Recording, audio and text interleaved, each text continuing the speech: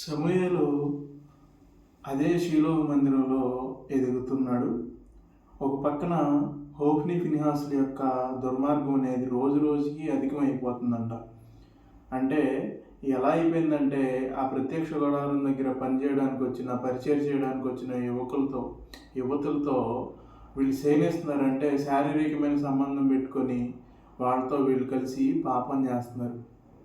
అది దేవుని యొక్క దృష్టికి మహా దరిద్రమైన సంగతి.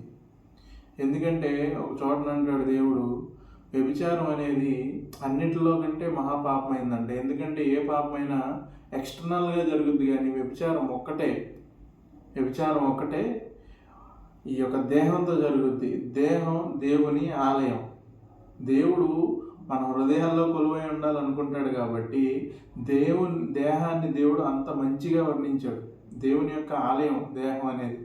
దాంతో పాపం చేస్తున్నారు కాబట్టి అది ఇంకా ఇంకా ఇంకా ఇంకా దిగజారిపోయిన పరిస్థితుల్లోకి హోఫ్నీ ఫినిహాసును తీసుకొచ్చేసింది. ఈ విషయం తెలిసిన ఏలి వాళ్ళిద్దరిని పిలిచి, బాబు ఇట్లా చేయకుండా అమ్మా, చాలా తప్పు, మీరు చేసేది చాలా అంటే చాలా తప్పు. మనుషులకు అన్యాయం చేస్తే కనుక దేవుడి దగ్గరికి వెళ్ళి మీరు బలి అర్పణలు ఇచ్చుకుంటారు.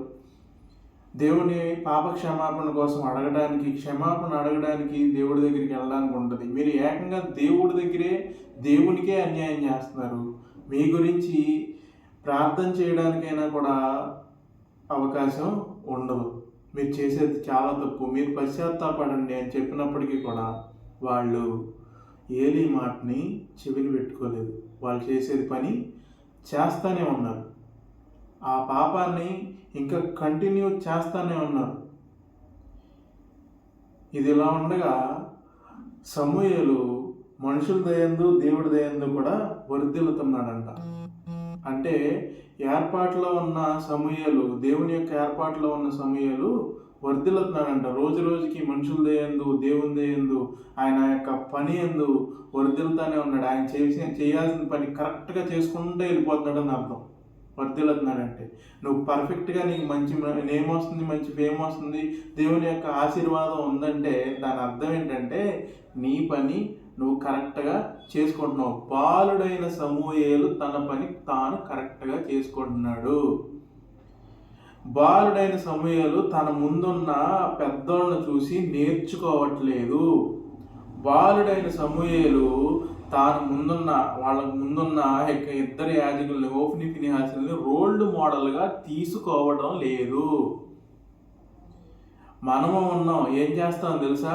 పాస్టర్ గారే తప్పు చేసినప్పుడు నేను చేస్తే ఏమొచ్చింది, పాస్టర్ గారే ఇదైనప్పుడు నేను చేస్తే ఇదేమైంది, పాస్టర్ గారు అంత వాక్యం చెప్పి ఆ బూతులు తిడుతున్నాడు, పాస్టర్ గారు అంత చేసి ఈ మాటలు అంటున్నాడు, మీ పాస్టర్లే గొడవ పడుతున్నారు, మేము గొడవ పెడితే ఏంటి, మీ పాస్టర్లు అది తింటున్నారు ఇది తింటున్నారు, మేము తింటే ఏంటి, ఆయన గురించి మీకెందుకు? పాస్టర్లు ఏమీ దిగి రాలేదు, వాళ్ళు అభిషేకించబడ్డారు అంతే, వాళ్ళు ప్రత్యేకించబడ్డారు అంతే, దిగి రాలేదు. వాళ్ళు కూడా మనుషులే. వాళ్ళు గనక దేవుణ్ణి అనుసరించి నడిచినట్లయితే, దేవుని యొక్క ఆజ్ఞల్ని బైబిల్కి అనుగుణంగా ఉండి నడిచినట్లయితే, వాళ్ళని చూసి నువ్వు నేర్చుకున్నా కానీ okay, that's good, that's well and good. కానీ వాళ్ళు చేసే పని బైబిల్కి వ్యతిరేకంగా ఉంటే నువ్వు చేయాల్సిన అవసరం లేదు. వాళ్ళు దేవుడికి సమాధానం చెప్పుకోవాలి, నువ్వు దేవుడికి సమాధానం చెప్పుకోవాలి. ఎవరి ఇండివిజువాలిటీ వాళ్ళదే. ఈ దేహాన్ని వదిలిపెట్టి వెళ్ళిపోయిన తర్వాత ఎవరైనా ఒకటే, నువ్వైనా ఒకటే, పాస్టర్ అయినా ఒకటే, బిషప్ అయినా ఒకటే, ఇంకేమన్నా పైన ఉంటే వాళ్ళైనా ఒకటే, ఎవరైనా ఒకటే. కానీ ఈరోజు నువ్వు తప్పులు చేయడానికి, పాపాలు చేయడానికి నువ్వు కొన్ని ఎగ్జాంపుల్స్ తీసుకుంటావు అనమాట. మీ పాస్టర్లే తప్పు చేస్తున్నారుగా, అయ్యగారే తప్పు చేస్తున్నారుగా, అయ్యగారే ఇట్లా చేస్తున్నారుగా, అయ్యగారు చేస్తే నువ్వు చేస్తావు, అయ్యగారు నరకానికి పోతే నువ్వు కూడా పోతావా? మార్చుకో. సమూయేలు చేస్తుంది అదే. వర్ధిల్లుతున్నాడంటే ఆయన ముందే జరుగుతుంది ఇవన్నీ. హోఫ్నీ ఫినిహాసులు చేసే అన్నీ అదే చర్చిలో ఉన్నాడు, పక్కన చర్చిలో పక్కనేమి లేడు, అదే ప్రదేశంలో ఉన్నాడు. హోఫ్నీ ఫినిహాసులు చేసే అన్ని సమూయేలు చూస్తున్నాడు. కానీ ఒక్క విషయాన్ని కూడా ఈయన నేర్చుకోవట్లేదు. ఎందుకంటే ఈయన భయభక్తులు కలిగి ఉంటున్నాడు. దేవుని చిత్తానికి తల వంచి ఉంటున్నాడు. కాబట్టి మనుషుల దయందు దేవుని దయందు వర్ధిల్లుతున్నాడు. ఇట్లా జరిగిన తర్వాత ఆల్రెడీ ఏలీ హోఫ్నీ ఫీనెహాసులకి వార్నింగ్ ఇచ్చిన తర్వాత ఇట్లా సమూయేలు వర్ధిల్లుతున్న సమయంలో ఏలీ దగ్గరికి ఒక దైవ సేవకుడు వచ్చి, అయ్యా, దేవుడు నాకు ప్రత్యక్షమయ్యాడు, మీతో కొన్ని మాటలు చెప్పమన్నాడు, ఇప్పుడు నేను మీతో చెప్తాను, మీరు వినండి అని చెప్పేసి మొదలుపెట్టాడు. అయ్యా, నేను నీ పితరులను ఎన్నుకున్నాను. ఐగుప్తు దేశంలో ఉన్నప్పుడు నీ పితరులను నేను ఎన్నుకున్నాను. వాళ్ళకి నేను అన్నీ ఇచ్చాను. మీరు ఉండడానికి ఇల్లు ఇచ్చాను, మీరు తినడానికి తిండి ఇచ్చాను. దేవుడు ఇజ్రాయేల్ ప్రజలు నాకు అర్పించిన దాంట్లో నేను హోమ వస్త్రాలు మీకు ఇచ్చాను, అన్నీ ఇచ్చాను. ఇది లేదు అనడానికి లేదు. మిమ్మల్ని నేను ఎంచుకున్నాను, మిమ్మల్ని నేను చూసుకుందామని నిర్ణయం తీసుకున్నాను, నేను చూసుకున్నాను కూడా. అయినప్పటికీ కూడా మీరు ఇజ్రాయెల్ ప్రజలు అర్పిస్తున్న వాటిలో శ్రేష్టమైన దాన్ని తీసుకొని కొవ్వారు. ఇజ్రాయెల్ ప్రజలు అర్పిస్తున్న వాటిని తీసుకొని మీరు క్రొవ్వారు, బాగా తిని బలిసిపోతున్నారు. ఇది కరెక్ట్ కాదు. నేను మీకు అన్నీ ఇచ్చానుగా. మీరు ఉండడానికి ఇల్లు ఇచ్చాను, మీకు మంచి గౌరవాన్ని ఇచ్చాను, మీకు మంచి పనిని ఇచ్చాను, మీరు తినడానికి తిండిని కూడా నేనే ఇచ్చాను. మీకు ఇంకేం తక్కువ చేశాను? నాకు చెందాల్సింది కూడా, నాకు అర్పించాల్సింది కూడా మీరు ముందే పట్టుకొని మీరు ముందే తినేస్తుంటే ఎందుకు అలా చేస్తున్నారు? ఇది తప్పు. నన్ను ఎవడైతే కనపరుస్తాడో, నన్ను ఎవడైతే హెచ్చింగ్గా చూస్తాడో, నన్ను ఎవడైతే టాప్లో పెడతాడో నేను వాడిని టాప్లో పెడతా. అంటే ముఖ్యమైన స్థానం ఎప్పుడైతే నువ్వు దేవుడికి ఇస్తావో అదే ముఖ్యమైన స్థానాన్ని దేవుడు నీకు నువ్వు చేసే పనిలో ఇస్తాడు. చాలామంది పాస్టర్లకి ఈ మాటలు నేను చెప్పడానికి ఏమాత్రం అర్హుడిని కాదు, కానీ బైబిల్ నాతో మాట్లాడుతున్న మాటలను బట్టి, ఈరోజు నేను సమాజంలో చూస్తున్న పరిస్థితులను బట్టి కడుపు కాలిపోయి చెప్తున్నాను. చాలామంది పాస్టర్లకి చాలా తలాంతులు ఉంటాయి. అది స్వస్థపరిచే వరమై ఉండొచ్చు, లేదా ప్రార్థన చేస్తే దయ్యాలు విడిపోయే వరమై ఉండొచ్చు, లేదా నువ్వు ప్రార్థన చేస్తే ఆశీర్వాదాలు వచ్చేసే వరమై, వాట్ ఎవర్ ఇట్ ఈజ్, అది ఏదైనా అయినా ఉండొచ్చు. కానీ ఆ వరాన్ని నువ్వు బేస్గా చేసుకొని, ఆ వరాన్ని నువ్వు గట్టిగా పట్టుకొని నువ్వు దేవుణ్ణి మర్చిపోతున్నావు. ఇక్కడ హోఫ్నీ ఫీనెహాసులు చేసింది అదే.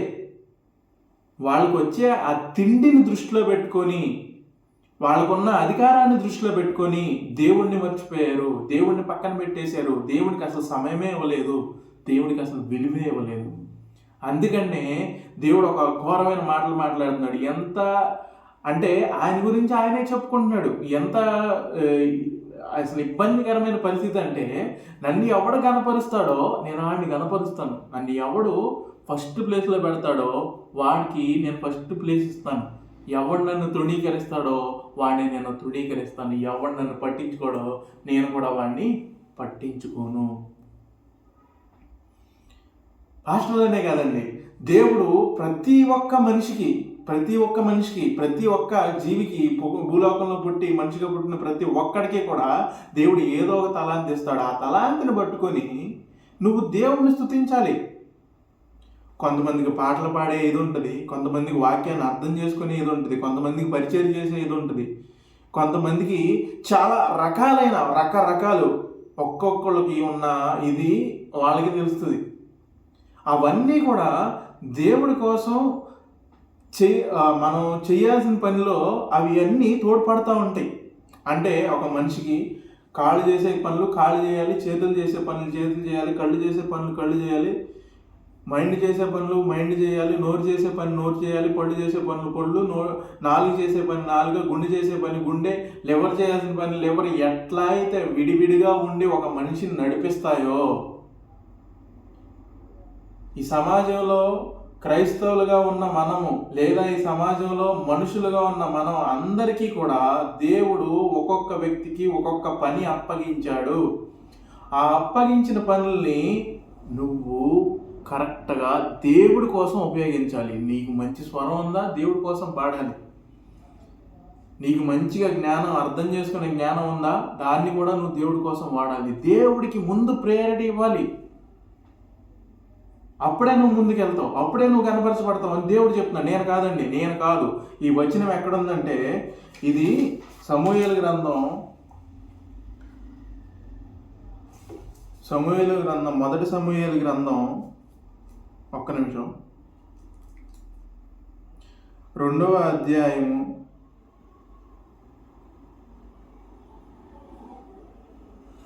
30వ వచనంలో ఉంటుందండి. చూడండి మీరు, మొదటి సమూయేలు గ్రంథం 2వ అధ్యాయం 30వ వచనంలో, ఎవడు నన్ను గణపరచునో వాడిని నేను గణపరుస్తాను, ఎవడు నన్ను తృణీకరిస్తారో వాడిని నేను తృణీకరిస్తాను. ఇక్కడ హోఫ్ని ఫినిహాసులకున్న ఆ యొక్క జ్ఞానం లేకపోతే ఆ యొక్క టాలెంట్ ఏంటంటే, వాళ్ళకున్న పని ఏంటంటే దేవుడి దగ్గరికి వెళ్ళి ప్రజల యొక్క బలుల్ని ఆయనకి ఇవ్వడమే. ఈరోజు నీకు చాలా ఉంటాయి, చాలా తలాంతులు దేవుడు ఇచ్చాడు, చాలా పని నీకు దేవుడు అప్పగించి ఉంటాడు. ఆ పనిని నువ్వు దేవుడి కోసం చెయ్యాలి. నువ్వు ఇది చెయ్యట్లేదు. అక్కడ హోఫ్ని ఫినిహాసులు ఆ పని చేయకపోవడాన్ని బట్టి దేవుని యొక్క కోపానికి వాళ్ళు అవతలైపోతున్నారు. అయ్యా చూసుకో, ఇవన్నీ నీకు తెలుసు కూడా, ఏలీకి చెప్తున్నారు దేవుడు, ఇవన్నీ నీకు తెలుసు కూడా, నువ్వు వాళ్ళ గురించి ప్రార్థన చేయలేదు, నువ్వు వాళ్ళ గురించి నా దగ్గరికి వచ్చి మొరపెట్టుకోలేదు, వాళ్ళ గురించి నువ్వు కేర్ చేయలేదు, వాళ్ళని నువ్వు గర్దించలేదు, అక్కడ వాళ్ళకి ఇచ్చిన పనిలో నుంచి వాళ్ళని నువ్వు తీసేయలేదు, నువ్వేమీ చేయలేదు. కాబట్టి వాళ్ళు చేసిన దాంట్లో నీకు పాలు పంపులు ఉంటాయి. ఇదిగో గుర్తుపెట్టుకో, ఎవడైనా తప్పు చేస్తుంటే ఇది నాది కాదని నువ్వు ఎప్పుడన్నా వదిలిపెట్టేస్తే అది చాలా తప్పు, చాలా తప్పు, చాలా తప్పు. అంటే తప్పు, నువ్వు నిలదీయకపోతే అది నీది కూడా ఉంటుంది. అందులో పాలు పంపులు నువ్వు కూడా పొందుకున్నవాడు అవుతావు. ఇక్కడ ఏలి చేసిందేం లేదు. ఏలి పాపం కరెక్ట్గానే ఉన్నాడు, ఏలి చేయాల్సిన పని కరెక్ట్గానే చేసుకున్నాడు. ఆయన చాలా సంవత్సరాలు ఇజ్రాయెల్ ప్రజలకి న్యాయాధిపతిగా ఉన్నాడు, రాసుంది అక్కడ. 2వ అధ్యాయం మొత్తం చదవండి, ఉంటుంది అక్కడ, నుంచున్నాడు. కానీ కుమారులు చేసిన తప్పును బట్టి ఎక్కడి నుంచి ఎక్కడికి వాళ్ళు అవమానం పొందుతున్నారు తెలుసా? హోఫ్ని ఫినిహాసుల దగ్గర వాళ్ళు తప్పు చేస్తే వాళ్ళ పితరుల దగ్గర నుంచి కూడా దేవుడు మీకు ఇది ఇచ్చాను, స్టిల్ మీకు తృప్తి లేదు,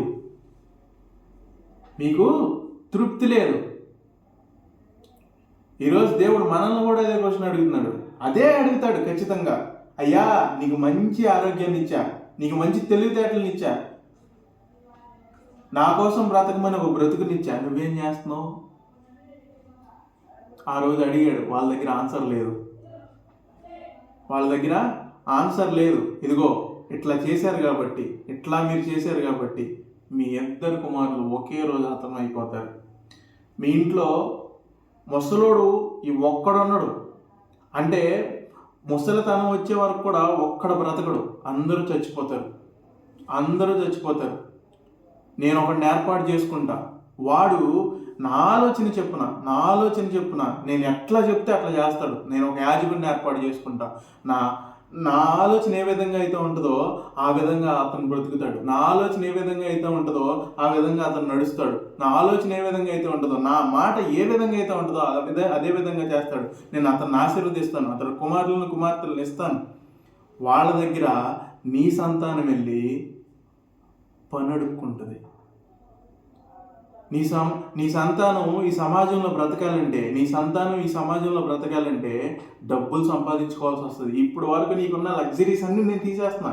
ఎందుకంటే ఇప్పుడు వరకు కూడా ఈ యొక్క యాజకులు అనేవాళ్ళు ఒక్కళ్ళు కూడా బయట పని చేసిన ఇదేం లేదు. ఎందుకంటే దేవుడు వాళ్ళని ఏర్పాటు చేసుకున్నాడు, వాళ్ళని తీసుకెళ్ళి ఆ ప్రత్యక్ష గుడారంలో పెట్టుకున్నాడు. వాళ్ళు చేయాల్సిన పని ఒకటి, దేవునికి నైవేద్యాలు పెట్టడం, దేవుని యొక్క ప్రార్థనలు చేయడం, ప్రజల యొక్క ప్రార్థనలు తీసుకెళ్ళి వాళ్ళకున్న సమస్యలను తీసుకెళ్ళి దేవుని ముందు పెట్టడం. వాళ్ళ పని అదే. వాళ్ళకి బయట పనులు ఏమి రావు, చేయాల్సిన అవసరం కూడా లేదు. అట్లాంటి లగ్జరియస్ లైఫ్ స్టైల్ నుంచి తీసుకొచ్చి దేవుడు బయటపడేస్తున్నాడు. ఇక్కడి నుంచి మీరు డబ్బులు సంపాదించుకోవాలి, మామూలు మనుషుల్లాగా బ్రతకాలి. మీకు ఈ పని కావాలంటే, ఒక రొట్టె ముక్క కావాలన్నా, ఈ దేవుని యొక్క సన్నిధిలో పని కావాలన్నా, నేను ఏర్పాటు చేసుకున్న సమూయేలు సంతానం దగ్గర మీరు వెళ్ళి అడుక్కోవాలి. ఎంత దరిద్రమైన పరిస్థితి అండి. చేసింది హోఫ్ని ఫినిహాసులు మాత్రమే తప్పు చేసింది.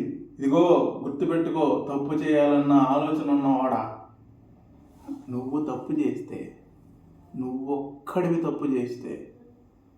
ఒక్కడివి అనుభవించు. నీ వెనకాల తరాలు తరాలు అనుభవించాలి. నీదేముంది తప్పు చేస్తావు, వాళ్ళదేముంది తప్పు చేశారు, దేవుడు చెప్పించాడు, ఒకటే రోజు చంపేస్తా అన్నట్టు చంపేసాడు. వాళ్ళతో అక్కడితో అయిపోయింది. కానీ అక్కడి నుంచి మొదలుకొని దేవుడు ఎంత దూరం చెప్పాడు చూశారు. నీ కుమారులు, నీ సంతానం అంతా ఒక్కడు కూడా ముసలోడయ్యే వరకు బ్రతుకున్నాడు. బ్రతుకున్న వాళ్ళు కూడా పని కోసం బయట తిరగాలి. యాజకత్వం చేయడానికి సమూయేలు వంశంలో వాళ్ళని అడగాలి, ఆయన ఏర్పాటు చేసుకున్న వాళ్ళని అడగాలి. ఎంత దారుణమైన పరిస్థితి అని. నీదేముంది, తప్పే కదా, నీ ఇష్టం వచ్చినట్టు చేస్తున్నావు, తప్పు తప్పు. దయచేసి అలా చేయకండి. ఎందుకంటే నువ్వు ఒక్కడవే సఫర్ అవ్వవు. ఆ సఫరీ అనేది నువ్వు ఒక్కడవే తీసుకోవు. వెనకాల చాలా ఉంటుంది. అలా చెప్పి ఆ సేవకుడు వెళ్ళిపోతాడు. ఆ తర్వాత సమూయేలు ఇంకా ఎదుగుతున్నాడు. ఎదిగే స్టేజ్లోనే ఉన్నాడు. చాలా సమయం పట్టుతుంది అక్కడ. ఎదుగుతున్న సమయంలో ఏలీ వృద్ధుడైపోయాడు. ఆయన చూపు మందగించింది. ఆయనకి అన్నీ ఇక వృద్ధాప్యంలో ఉన్నాడు. ఆ టైంలో వీళ్ళిద్దరూ దేవుని యొక్క దేవాలయంలోనే ఉన్నారు.